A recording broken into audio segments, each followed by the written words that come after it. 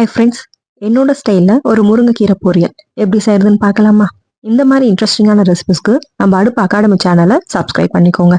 இதுக்கு ஒரு கடாயில் எண்ணெய் விட்டு எண்ணெய் காஞ்சதும் கொஞ்சமாக கடுகு, சீரகம், ஒரு காஞ்ச மிளகாய் இதெல்லாத்தையும் போட்டு ஒரு பொரிய விட்டுட்டு ஒரு வெங்காயத்தை வெட்டி ஆட் பண்ணி அதையும் நல்லா வதக்கி விட்டுட்டு நம்ம க்ளீன் பண்ணி வச்சிருக்கிற முருங்கைக்கீரையும் இதில் ஆட் பண்ணி கீரை வதங்கிறதுக்காக ஒரு 5 மினிட்ஸ் லோ ஃப்ளேமில் வச்சு வதக்கி எடுத்துக்கலாம். இப்போ கீரை வதங்குற கேப்பில் இதுக்கு தேவையான தேங்காய் துருவலை ரெடி பண்ணிக்கலாம். ஒரு மிக்சி ஜாரில் ஒரு 4-5 பல்லு தேங்காய், கொஞ்சமாக ஃப்ளேவருக்காக சோம்பு இதெல்லாத்தையும் தண்ணி விடாமல் குறைன்னு அரைச்சி எடுத்து வச்சுக்கலாம். இப்போ கீரையும் வெந்துருச்சு. இந்த சமயத்தில் நம்ம அரைச்சி வச்சிருந்த தேங்காயும் ஆட் பண்ணி ஒரு 2 செகண்ட்ஸுக்கு நம்ம வதக்கி விட்டுக்கலாம். இன்னும் நம்ம உப்பு ஆட் பண்ணலை, இதுக்கப்புறம் தான் நம்ம உப்பு ஆட் பண்ண போகிறோம்.